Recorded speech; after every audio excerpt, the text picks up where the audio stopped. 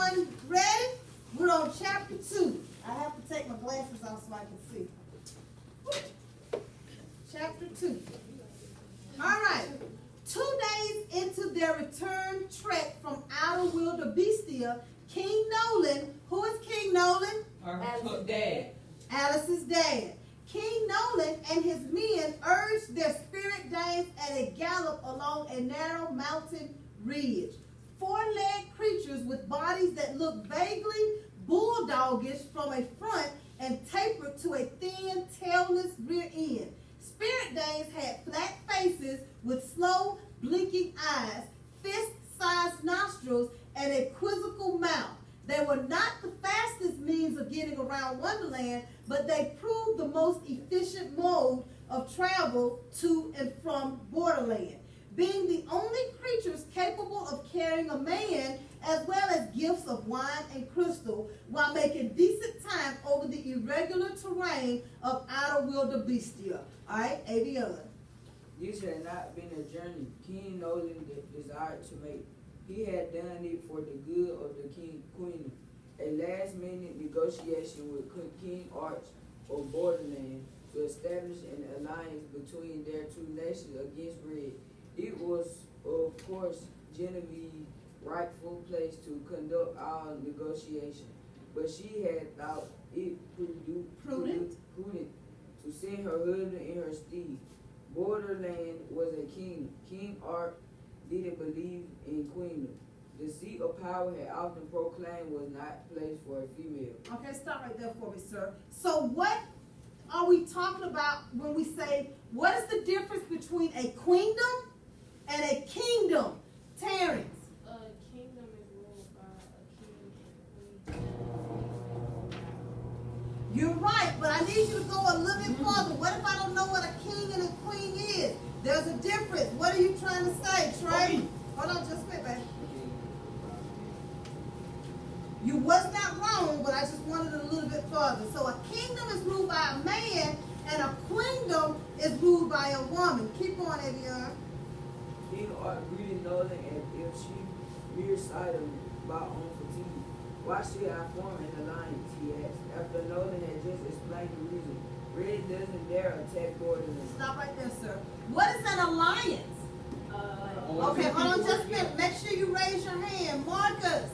Kind of like you're both on the same side, you agree to like just pair up kind of. Okay, you're agreeing to pair up. And I don't know if you know this yet, but why is King Nolan and the king of Borderland, King Arch, trying to form an alliance? Terrence. To beat Aunt Red. Nakiba. Same thing. Anyone want to add anything else? Yes, sir. Go ahead. Because we're neighbors, Arch, if Red does take control of Wonderland, she's likely to grow more ambitious and look to Borderland as her next target. Oh, I think I can defend myself against any female, even without an alliance. Arch snapped his fingers and a shaky courtesan emerged from behind a glittering curtain to message his shoulder. To massage. Oh, massage his shoulder. Besides, it rather goes against my principle, partnering with a queendom. I don't want the particular ways of your nation influencing Borderland's female population.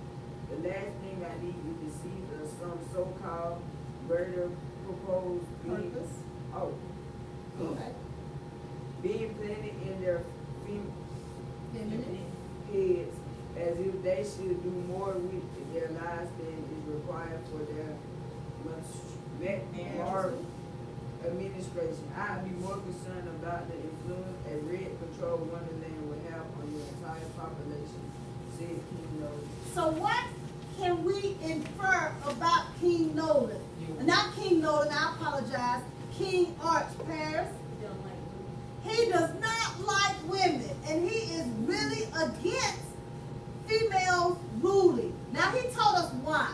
What was his reasoning for not wanting to make an alliance with Wonderland? Joseph? You know, with female population, they can do the same thing too.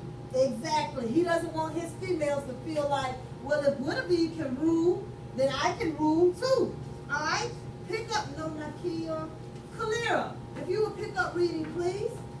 King Arthur and Simon Peter for himself, and Jasper Grant.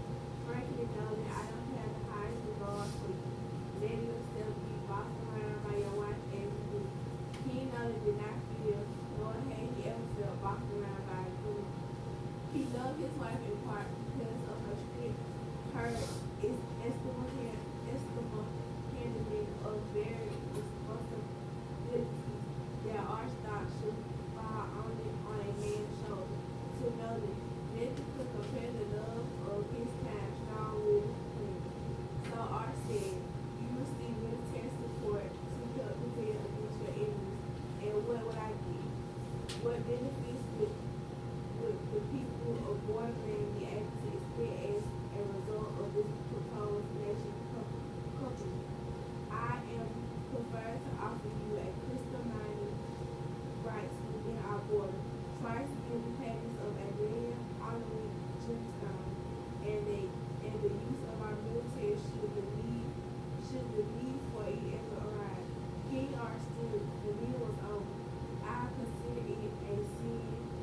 I consider it a sin word of my decision in the midst of us. All right? You can stop there. Pick up reading. Jada. Eager to arrive back at Hart Palace in time for Alice's birthday, Nolan made a race of the journey with his men riding at full speed without stopping for rest or food. They were still half a day's ride away. The mountain ridge was far behind them now, and they galloped across a dusty plain.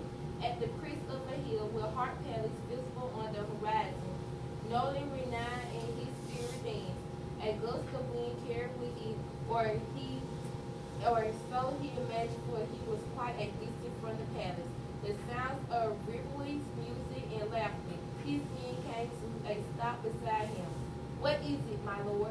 She'll never forgive me for missing the party. I think the queen will forgive you anything, my lord. Not the queen, the princess. Oh, with her you have trouble. The men laughed with Alice. King Nolan will indeed have trouble, but it would be a pleasant sort of trouble, even in her house. He thought his daughter a delightful creature. Haya, with a refreshing of urgency, the king followed in his spirit dance onward toward home and family. All right, so King Nolan is on his way back home. Let's go over to chapter 3. Akira is not here. Demetrio is absent as well. All right, let's look at chapter 3. I'm going to pick up reading, and then after I stop, Trey, it's going to be on you. Who did I say Bigwood Hart was? The rabbit. It was the rabbit, okay? And he's also, what did they use to describe him? He was also the, thank you, he was the tutor. I heard it over here as well. He was the tutor, all right? Bigwood Hart gathered together books and papers in preparation for his charge lesson the next day. Now that she had reached her 7th birthday, Alice would begin her formal training to become queen. And being a queen isn't easy, muttered Bigwood Hart. The position comes with tremendous responsibilities. One has to study law and government and ethics and morality.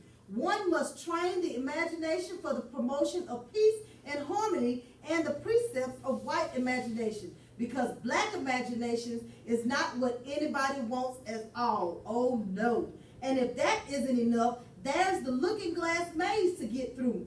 Bigwood Hart, alone in the library at Hart Palace, recited from an ancient Wonderland text. In Queendom Sparamus, a unique looking glass maze exists for every would-be queen.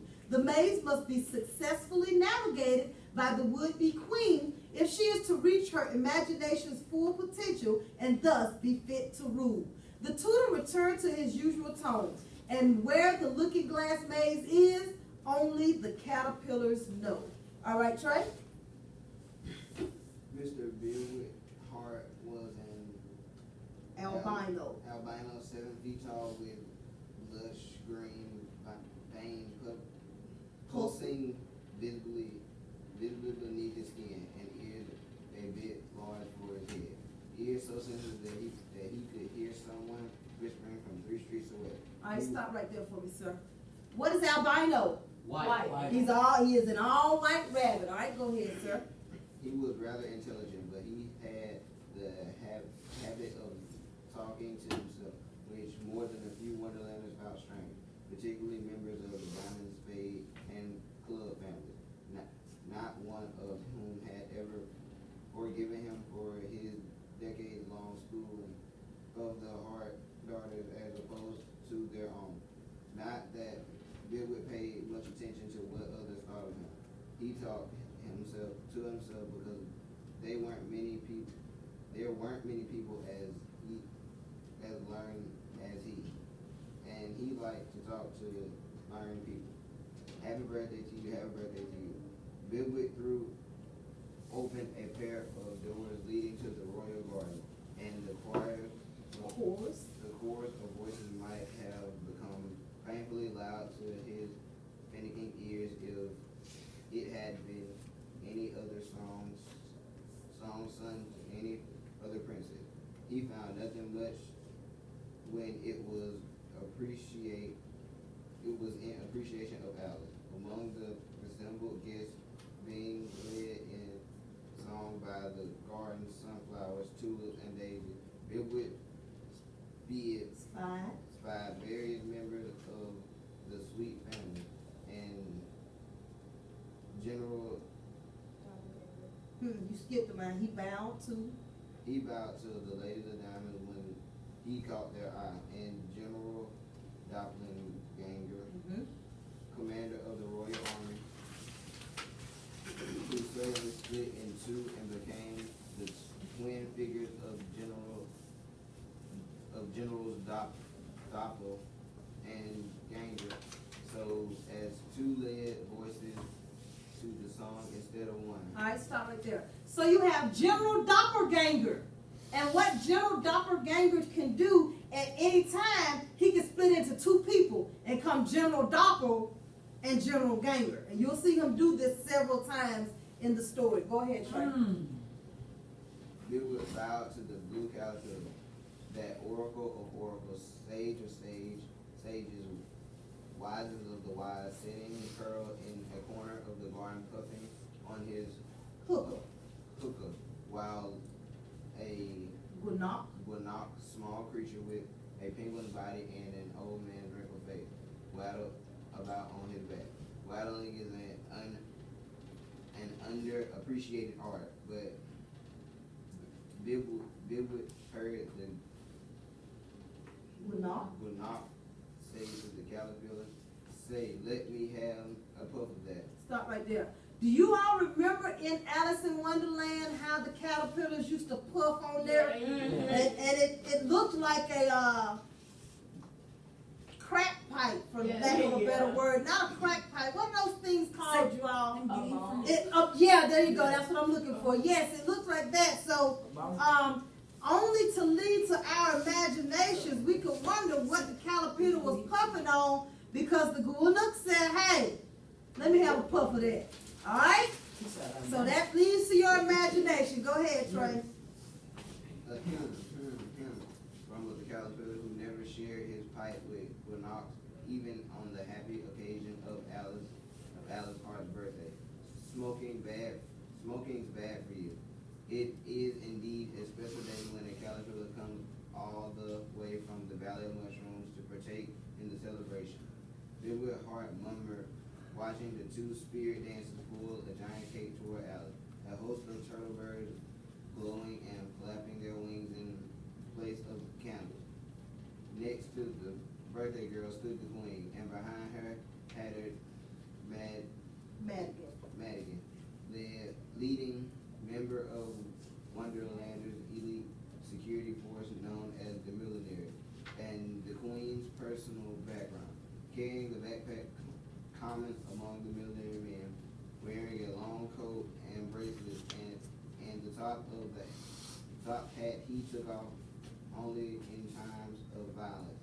He, alone in the crowd, remains stoic, alert. Stop right there for me, sir. So now, who is Hatter Madigan? Madhouse. That is the madhouse.